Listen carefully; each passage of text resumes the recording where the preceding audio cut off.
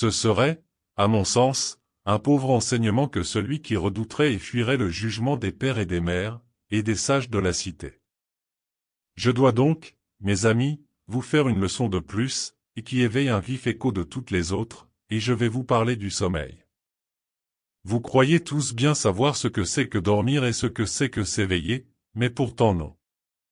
Dormir, ce n'est pas avoir les yeux fermés et rester immobile, car vous savez qu'on dort parfois les yeux ouverts et tout en se promenant. De plus, un homme très éveillé et très attentif peut avoir les yeux fermés et être immobile. Archimède dormait moins que le soldat.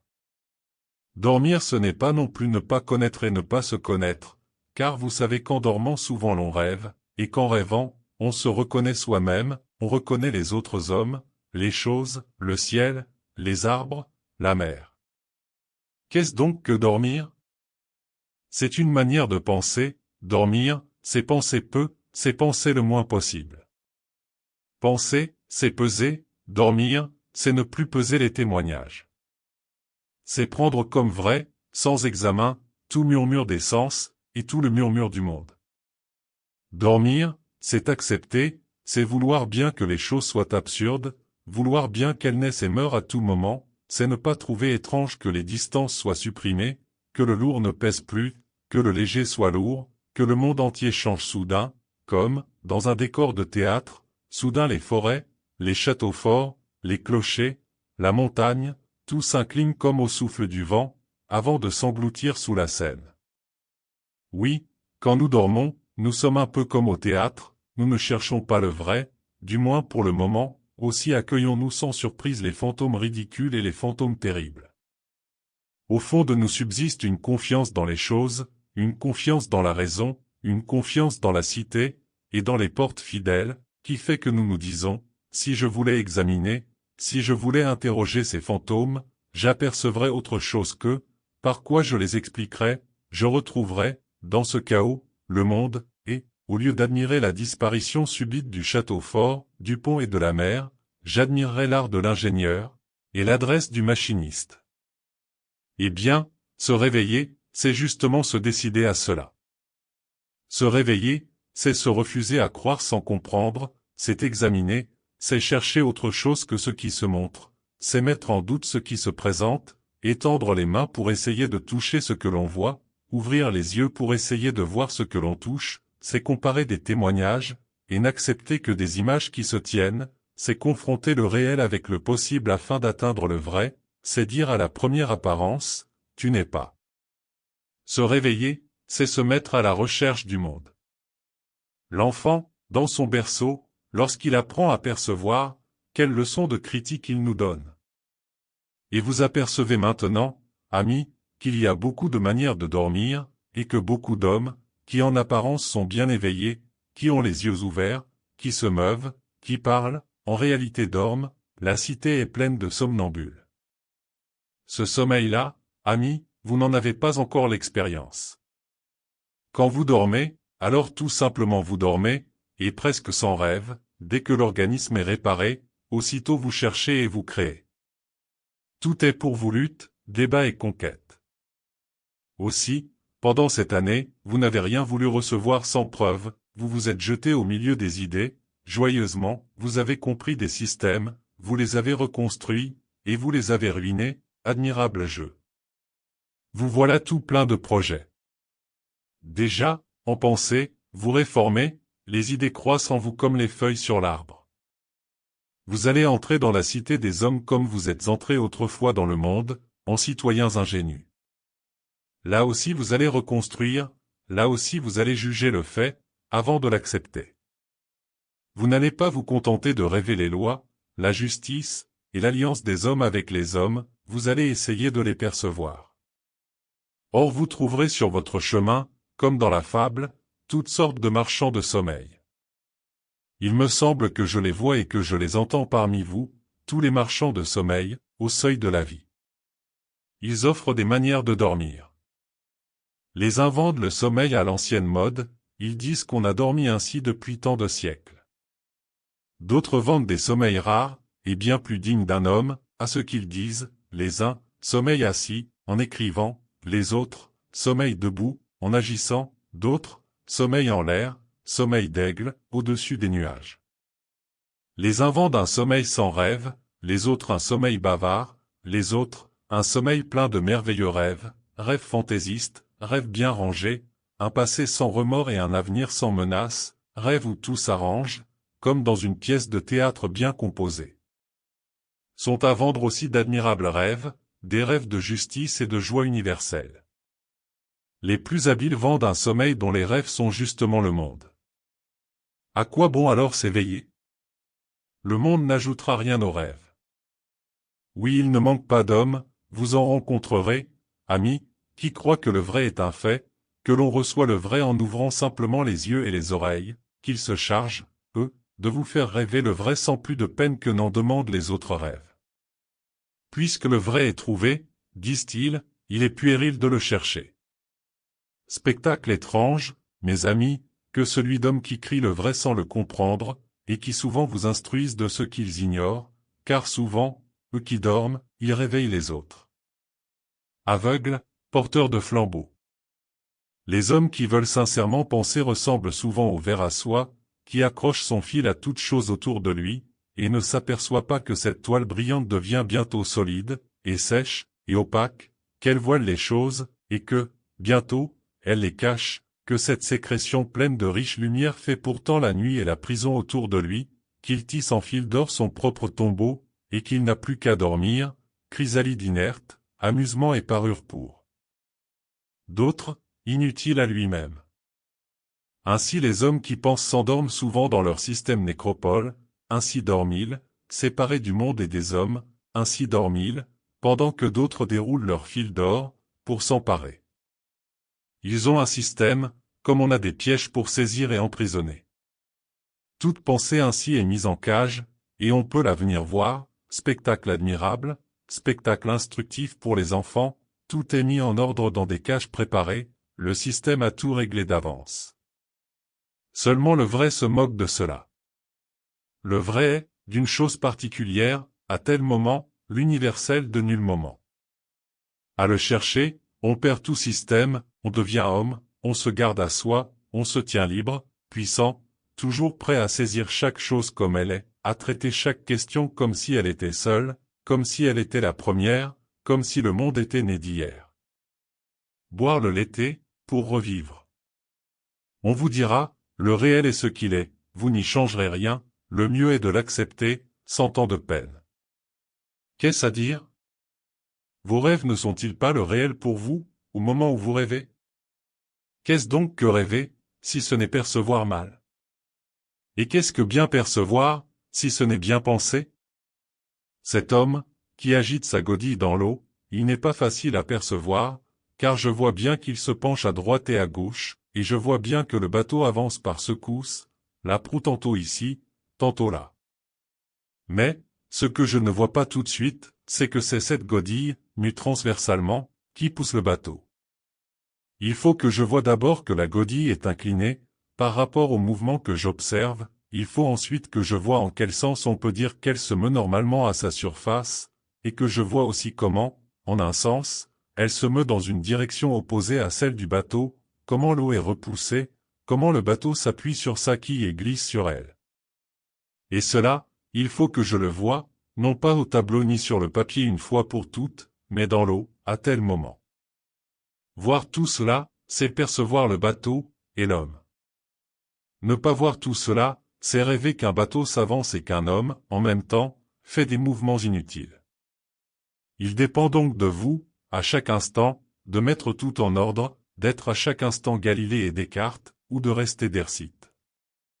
Il dépend de vous de comprendre comment le moulin, qui se détache en noir sur le fond éclairé du ciel, tourne sous l'action du vent, du même vent qui caresse vos mains, ou bien d'assister, comme dans un cauchemar, à des naissances et à des anéantissements d'ailes noires. Oui, le monde est, si vous le voulez, une espèce de rêve fluide où rien n'est lié, où rien ne tient à rien.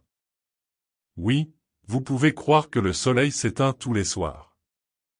Mais vous pouvez aussi reconstruire une machine du soleil et des planètes, saisir dans la course des astres les effets de la pesanteur familière qui attache vos pieds au sol, et fit, tout à l'heure, tomber une pomme devant vous. À chaque instant, vous pouvez, ou bien dormir et rêver, ou bien veiller et comprendre, le monde admet l'un et l'autre. Et quand vos rêves seraient vrais, vous n'en dormiriez pas moins.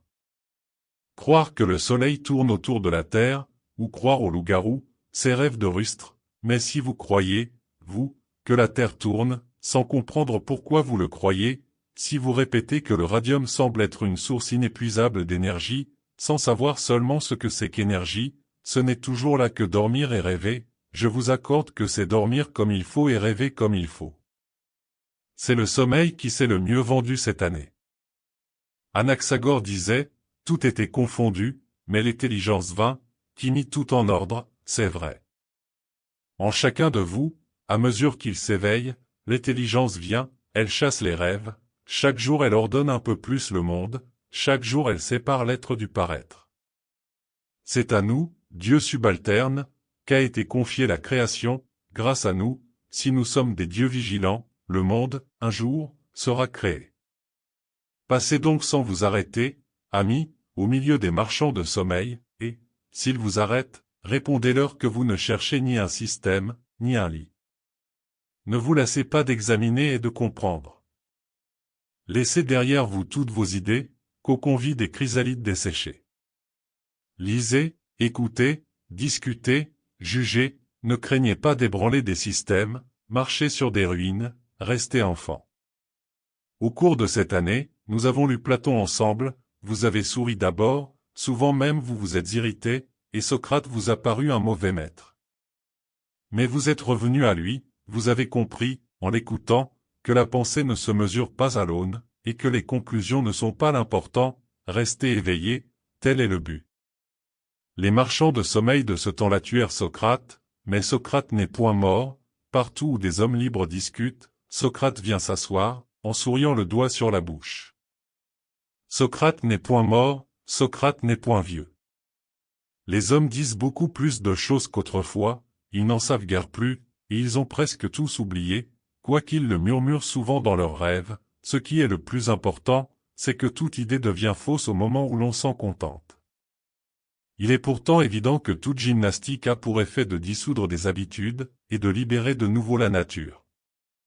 Ainsi l'escrime substitue le jugement au mécanisme, et le jugement est ici une action toujours mieux analysée, dont les instants successifs dépendent de moins en moins les uns des autres, et de plus en plus des perceptions successives. De même, la critique substitue le jugement au mécanisme, et le jugement est, ici, un discours de plus en plus analysé et retenu, souple comme l'événement même, toujours prêt et toujours frais, invention à chaque instant, renaissance et jeunesse toujours. Ce sont de ridicules escrimeurs, vous le savez, que ceux qui ont un coup tout préparé, et le font en toutes circonstances, sans s'occuper des mouvements de l'adversaire. Tout à fait de la même manière, ceux qui pensent par système préconçu s'escriment tout en dormant, objection supposée, réponse prévue, vain cliquetis de mots qui ne touchent rien, qui ne saisit rien. Aussi ceux qui traitent les questions me font-ils souvent l'effet de battleurs qui soulèveraient de faux poids. On voit bien qu'ils n'ont pas assez de mal, et qu'ils ne tiennent rien de lourd dans leurs mains. Et en vain ils feignent d'être fatigués, nous ne les croyons point, car leurs pieds ne s'incrustent pas dans la terre. Aussi sur les vrais poids, sur les rochers qu'il faudrait soulever, leurs mains glissent, emportant un peu de poussière. La foule regarde et admire, parce qu'elle croit que c'est la règle du jeu, de n'enlever qu'un peu de poussière. Heureux celui qui saisit une fois le bloc, dût-il ne pas même l'ébranler. À tirer dessus, il prendra des forces. Peut-être à la fin il soulèvera le fardeau, disparaîtra dessous, sera entraîné et couché par terre 1000 fois, comme Sisyphe. Ainsi, après avoir analysé beaucoup d'exemples, vous aurez de fortes mains d'ouvriers qui saisiront et garderont. N'oubliez donc jamais, amis, qu'il ne s'agit point du tout de trouver son lit, et enfin de se reposer. N'oubliez pas que les systèmes, les discussions, les théories, les maximes, les idées, comme aussi les livres, les pièces de théâtre, les conversations, comme aussi les commentaires, imitations, adaptations, résumés, développement, traduction, et tout ce qui remplit les années d'études, que tout cela n'est que préparation et gymnastique. La vérité est momentanée, pour nous, hommes, qui avons la vue courte. Elle est d'une situation, d'un instant, il faut la voir, la dire, la faire à ce moment-là, non avant, ni après, en ridicule maxime, non pour plusieurs fois, car rien n'est plusieurs fois. C'est là que j'attends le sage, au détour du chemin. Il y a des événements qui interrogent violemment tous les hommes, et qui exigent d'eux une réponse, des événements qui n'attendent point et qu'on ne pouvait attendre, des événements qui éclairent le passé et l'avenir comme l'incendie éclaire la rue, et cette lueur-là aussi éveille tous les hommes, les chasse tous de leur repos, et soudain disperse leurs rêves, il faut qu'ils agissent, il faut qu'ils se prononcent, il faut qu'ils pensent, en débandade. Alors, comment voulez-vous qu'ils pensent? Ils dormaient, et les voilà jetés dans la foule, et déjà emportés. Alors ils regardent leurs amis et leurs ennemis, la tranquillité de leur maison, et toutes sortes d'images confuses, par quoi ils se décident enfin à hurler pour ou contre, le long de la rue mal éveillée. Et des opinions comme celle-là sont réellement des rumeurs dans la nuit, des rumeurs de déroute dans la nuit. Trouver le vrai ainsi, par hasard, quelle triste victoire! Une erreur du grand Descartes était plus vraie que cette vérité-là. Vous vous rappelez les vierges folles? Elles dormaient en attendant l'époux, et elles sont condamnées à le suivre de loin, entraînant leur lampe vide. Quel beau symbole, amis, et combien d'hommes se traînent ainsi toute leur vie à la suite de l'événement, en retard toujours, pour avoir dormi en l'attendant. Sachez-le, l'événement viendra comme un voleur, et il faut l'attendre les yeux ouverts, autour des lampes vigilantes. Ainsi avons-nous fait, ainsi avons-nous joyeusement travaillé, sans but, pour travailler, afin de rester jeunes, souples et vigoureux, ainsi vous continuerez, à l'heure où dorment les faux sages, les protagoras marchands d'opinions avantageuses, les protagoras marchands de sommeil, ainsi vous discuterez librement toujours, autour des lampes vigilantes. Vienne après cela l'aube et le clair chant du coq, alors vous serez prêts, et la justice soudaine que l'événement réclamera de vous, je ne sais pas ce qu'elle sera, mais je dis, c'est notre foi, à nous, qu'elle ne coûtera rien à votre géométrie. Mais j'ai parlé assez longtemps. Vous n'êtes pas habitués, amis, à m'entendre parler si longtemps tout seul.